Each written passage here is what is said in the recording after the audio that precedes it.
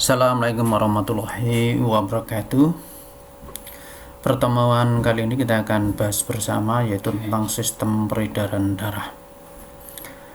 Namun perlu kami ingatkan, saya ingatkan kepada kalian semuanya, apapun materi yang saya sampaikan ini adalah ini penunjang saja. Artinya Anda harus punya tugas mandiri, yaitu membuat suatu catatan atau rangkuman yang sumbernya tidak hanya dari materi yang sampaikan, namun bisa dari berbagai sumber, bisa dari buku, bisa dari internet dan lain-lain.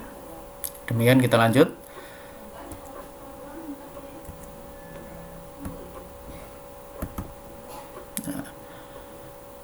Indikatornya sebagai berikut, yaitu menjelaskan komponen darah, plasma, dan sel darah, menjelaskan fungsi darah, menggambarkan macam-macam sel darah, menentukan golongan darah, menjelaskan prinsip dasar penggolongan darah, menjelaskan dasar transfusi darah, menjelaskan berbagai alat-alat yang berkaitan dengan peredaran darah, menjelaskan mekanisme peredaran darah, mengenal berbagai kelainan penyakit pada sistem peredaran darah, menjelaskan upaya menghindari rehabilitasi kelainan penyakit pada sistem peredaran darah. Jadi nanti kalau Anda membuat rangkuman ini sebetulnya patokannya ini, ya patokannya ini aja. Tapi ini perlu dijabarkan, tidak hanya terus menjelaskan komponen darah, hanya dijelaskan, tapi ada penjabarannya, ada gambar, ada berbagai macam saja. Jadi nanti kalau ada gambarnya juga Anda tampilkan di situ, dibuat ringkasannya di buku. Nanti akan saya periksa secara luring, artinya nanti sewaktu-waktu saya minta untuk dikumpulkan di sekolah dan saya periksa dan saya beri nilai. Kita lanjut. Melibatkan ini komponen darah, alat peredaran darah, kemudian dan kelainan yang terjadi pada sistem peredaran darah. Ini yang kita bahas nanti. Ini ada komponen darah, alat peredaran darah, dan kelainan yang terjadi pada sistem peredaran darah. Kita lanjutkan. Sistem peredaran darah yaitu ada 3 fungsi utama darah, yaitu proses transportasi atau pengangkutan, kemudian pertahanan terhadap serangan penyakit, terutama dia adalah sel darah putih, kemudian mengatur suhu tubuh. Sistem transfer pada manusia ada 2, yaitu sistem peredaran darah dan sistem limfa atau getah bening. Jadi di dalam tubuh kita itu hanya bukan peredaran darah saja, tapi ada peredaran darah, peredaran limfa atau getah bening ini terutama lemak, ya. Kita lanjutkan. Nah, ini gambar pembuluh darah. Ini di pembuluh darah kita seperti ini. Ini kalau diperbesar ya, ada sel darah putih, nanti ada keping-keping darah, ada sel darah merah, ya.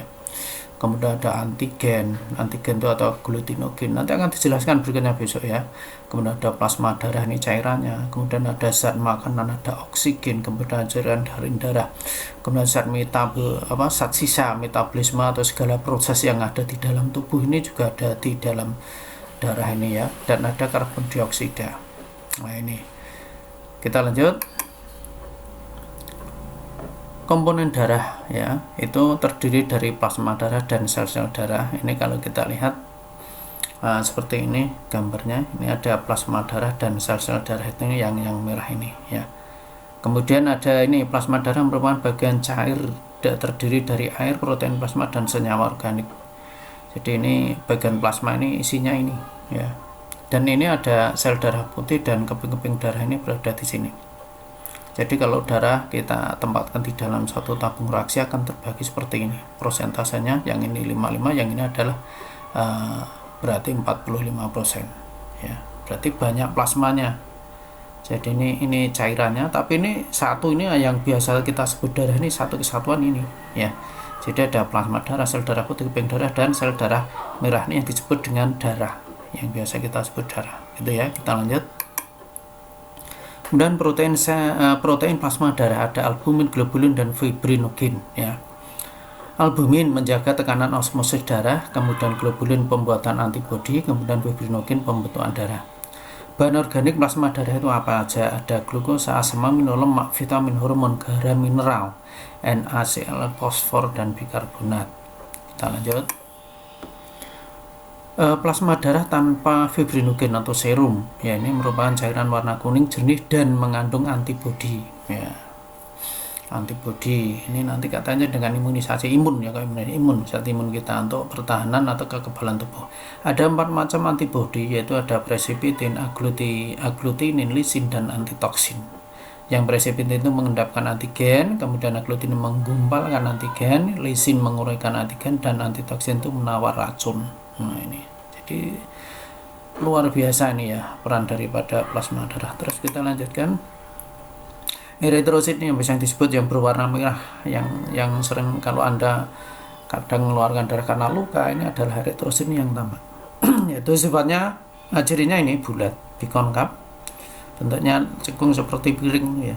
Kemudian tidak berinti, ciri khasnya tidak ada intinya, mengandung hemoglobin zat pewarna darah, diameternya 7,5 milimikron dan seterusnya. Kemudian tebal sekian, fungsi juga demikian untuk transfer O2 dan CO2. Jadi O2 dan CO2 adalah O2 untuk apa? O2 kan nanti untuk pemecahan apa? Untuk respirasi kan ini. Yang untuk pemecahan glukosa. Kalau CO2 harus dikeluarkan karena ini racun ya. CO2 harus dikeluarkan. Namun yang mengawasi apa? Darah itu sendiri.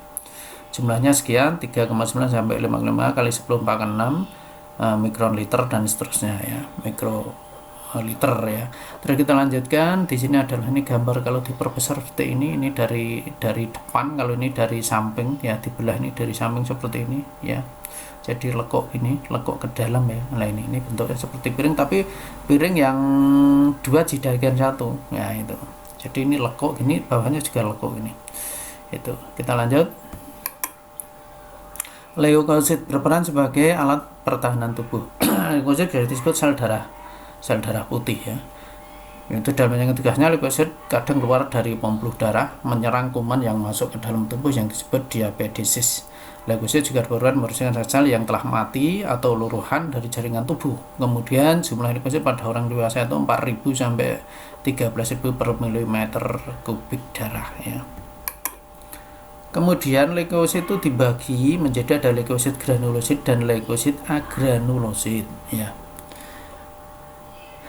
Yang granulosit itu ada neutrofil, eosinophil dan basofil ya. Kemudian yang agranulosit ini adalah limfosit dan monosit.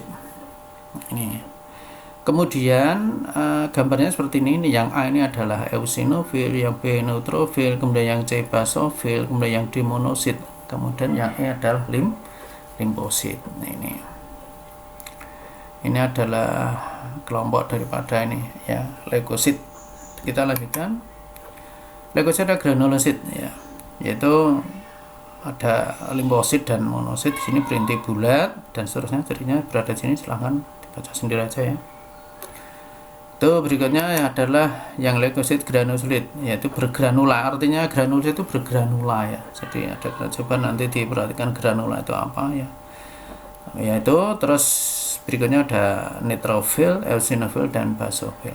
Cirinya ini. Nah ini. Ya ini. Berikutnya adalah tentang ini proses pembukuan darah. Ini kok enggak kelihatan ya, enggak kelihatan ini tapi ini aja enggak apa-apa. Pertama adalah jaringan rusak ya. Ini proses pembukuan darah, jaringan rusak, kemudian mengeluarkan enzim tromboplastin. Kemudian tromboplastin ini berperan sebagai ini sebetulnya. Nah, berperan sebagai ini mengubah protrombin nanti menjadi ini trombin ini dengan bantuan ion Ca dan vitamin K. Sebetulnya ini fungsinya.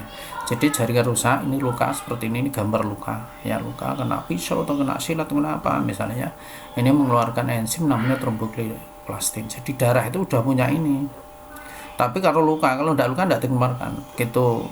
Luka dikeluarkan, lah nanti protrombin kan sudah ada di dalam darah. Dengan bantuan ion Ca dan vitamin K, bakal vitamin K ini dari sumber makanan, kemudian akan terbentuklah trombin. Trombin fungsinya itu apa nanti? Ya, akan mengubah fibrinogen menjadi apa? Nah ini, sebentar menjadi mestinya ini. Sebentar. Nah, menjadi benang-benang fibrin, ya menjadi benang fibrin ini. Jadi fibrin kalau sudah membentuk benang-benang fibrin sudah menutup. Kalau udah benar ini nanti menutup luka ya, sehingga nanti sudah selesai, artinya sudah terjadi pembukaan darah. Ini maknanya. Kita lanjut gitu aja karena waktunya terbatas, tunggu lanjutannya ya. Terima kasih, semoga bermanfaat, semoga sukses. Assalamualaikum warahmatullahi wabarakatuh.